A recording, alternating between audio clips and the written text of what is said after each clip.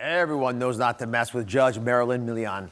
Always tough and fair, she's one of the longest-serving judges on the People's Court, presiding for more than 20 years. She's now sharing her TV court bench with her husband, Judge John Schlesinger, on her show. And today they are opening up about a judgment day their family never saw coming and how it changed their lives forever. My husband went out for a run and I went for a walk. And when I came back, he was already back, which was odd. And he said to me, "I don't feel good. You know, I started to run and I just don't feel well. I think that I still have a little bit of that chest cold." I'm like, okay. And we proceeded to do 1,000 things together. I had him clean out the garage with me, all kinds of stuff for the next 2 days. And when I was leaving for New York, he told me, "There's something wrong."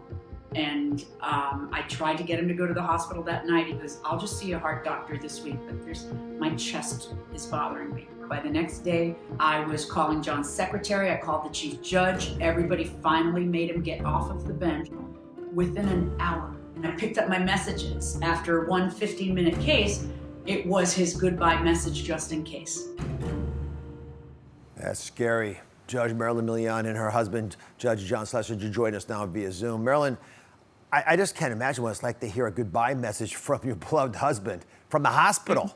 I mean, horrifying. And this health scare. Go ahead. I didn't want to go to New York. He kept telling me, "You need to go. You can fly right back if something's wrong." I regret leaving so much. You thought everything was going to be fine. You didn't take this seriously. Yeah, I think you're right. I have no doubt. Why though? Why? When did it occur to you that this might have been a mistake? I think, when you go through your whole life and all the times when you got sick or you got hurt, you always got better. And then this was not a heart attack that, as I understood them, I guess what you would call more of a silent heart attack. And I thought I was going to get better. And when I didn't get better within a day or two, that's when it started to dawn on me, maybe you should go to the doctor. I mean, he didn't know he'd had a heart attack. He just thought he had a little chest pain and it was part of a chest cold that was lingering. He just thought, because I have to tell you, when did they say you had the heart attack? They thought I had it when I was out running 48 to 72 hours prior. It was in that window. And I'm sure that's exactly when it happened, because now I remember, after the fact, I remembered exactly what the clues should have been that should have told me, maybe you should go to the hospital right now. Tell them about what you did after your in the intro. Please. Not knowing he had a heart She attack. Had me cleaning out the storage room, move the piano. We cleaned out the storage room in a house we used to have in the Keys because we were selling it, and we cleaned and we put away all the Christmas stuff. It was January 17th. Like, why is that Christmas stuff still out there? So all of the boxes, he's putting boxes over his head, and up in the attic. When you think that you're strong, and he is strong, and you think it's all okay, you think you can handle everything. He had a 99% occlusion of the widowmaker. Oh. First of all, you guys are so cute just watching the banter. When two judges live together, I've always been curious what happens. But I especially love... It's not good. Yeah, some days. Some days. It's amusing on the surface, Well, Marilyn, I mean, you're so mad at him because he almost killed himself that you would kill him. It made me mad again. But I think this is a moment that could teach America about a reality, which is that heart attacks sometimes don't have a big banner with them. They can be silent, they can be subtle. So, John, when you actually were told by the doctor you had a heart attack, you need a stent right away, what went through your head? It's funny, that moment when the doctor came back, initially they drew blood from my arm in the ER, and he came back and I thought I was going to have a consultation with a cardiologist. And he had this really serious look on his face and said, "Sir, you've already had a heart attack based on these elevated enzymes that we found in the blood test. You're going right now to our cath lab to see if it's something they can fix with a stent placement.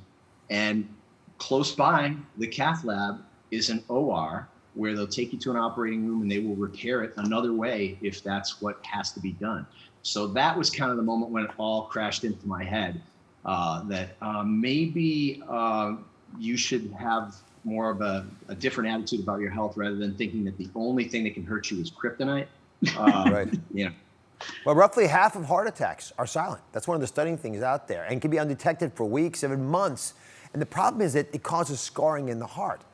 And I'm just so everyone's on the same page, the subtle signs of a heart attack could be the chest pain you mentioned, right? It doesn't have to be obvious, but fatigue is clear, indigestion, discomfort in your jaw, upper arms, a feeling like you strained the muscle in your back, your chest. Sometimes people feel like they have like a flu, and it does affect young men more than normal, like you. But it happens to women just as rarely because women get a little bit older. So I assume since you're bantering back and forth and defending yourself against your wife's onslaughts that you're feeling better. So what does it teach both of you about how to monitor your health as a couple? Well, for one thing, it teaches me that he is the son I never had, and that I need to be responsible for his health, because there are just some people who don't want to go to the doctor, and John is one of them. So he had made a decision, even though his cholesterol, go ahead, confess. What, my cholesterol was a little elevated. A little elevated. How much was it? I took some statins for a little while, and then I just stopped taking them. And then I got back into it, of course, after the heart attack. How high was your cholesterol? Tell them. It was Tell over them, 200. It was like 250. It was 280. So why did you stop taking them? Honestly, I stopped taking them just because I had read my own. I'd done a little bit of research on my own, and I was like, well, maybe it's not 100% clear that that over the long term it's going to make a difference. And frankly, I was wrong. I think that the majority of the science is on the side of the statins, and now I'm a believer. In fairness, and this is where I always get concerned talking to the audience as a whole. You talk, our show, as you know, is in lots of countries. I've talked to people trying to help everyone at the same time, but you can't because people are different. So some people with high cholesterol have widowmaker lesions that are about to close off and kill them. Others don't. And that's why pushing back on your doctors is smart to do, but listening when you're done pushing back is even wiser. Just like as judges, we can debate you a little bit, but you guys got to decide.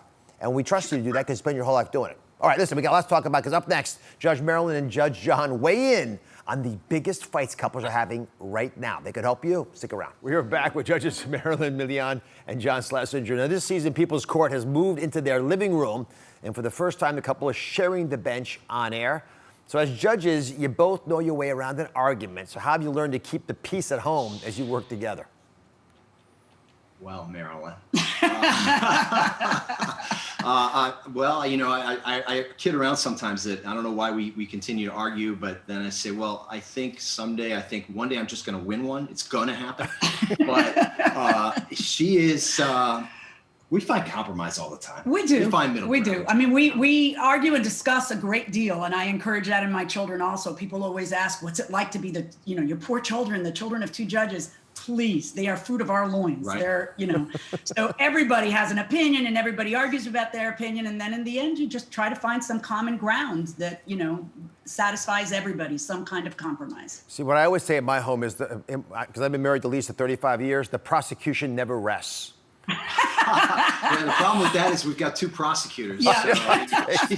So I was a state prosecutor and he was a federal prosecutor. Right. I know the feeling. My wife's not even a prosecutor. All right, couples across the country have now become default co-workers since we've all been working from home. One survey found that 34% of couples who are co-working reported an increase, not a decrease, an increase in conflict and a decrease in intimacy. Lots of couples around the country need Judge Milian and Judge Schlesinger to weigh in on their debates. So today, Dr. Oz's Couples Health Court is in session. Randy and Howie have been married for 20 years, and for the past year, they have grown closer than ever, at least when it comes to physical space. Randy, you say it all comes down to quality time. What is your complaint? Please state your case. I guess it's a good sign that you're in the same Zoom shot. When the pandemic started, me being in the entertainment industry and Howie being in the mortgage industry, I knew that I was going to slow down. So I figured, okay, let's make the best of it and let's have a little bit more quality time together. And that kind of was shot down fast. Howie had started a new job. And as we all know, when you start a new job, you have to throw yourself into it 120%. And he threw himself into it 150%. So that was kind of left with me like, okay, what am I doing? Howie, what's your defense? My defense is the company I was working for closed the division, and in the middle of this, I had to find a new job and take care of my family and duty every day. So yeah, it's definitely been a little hectic with the new job, but definitely better. Nevertheless, it created lots of conflict. Judge Milian, what are your questions for our litigants? Let me ask you, Randy, what exactly is your complaint, darling? Just more quality time together. What kind of time do you spend together during the day? Well, from about 8:30, 9 o'clock in the morning to sometimes 7:30, I won't see him. He's downstairs in his office, working in the basement, and I'm just up, we have 2 teenage daughters. I definitely keep myself busy running errands. So I don't expect anything.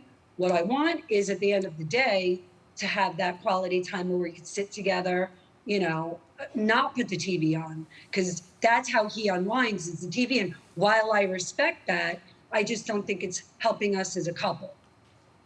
So how long is enough? Is an hour a day? If you were to, your wish list would be what? An hour a day, 2 hours a day, the entire evening. What's your wish list?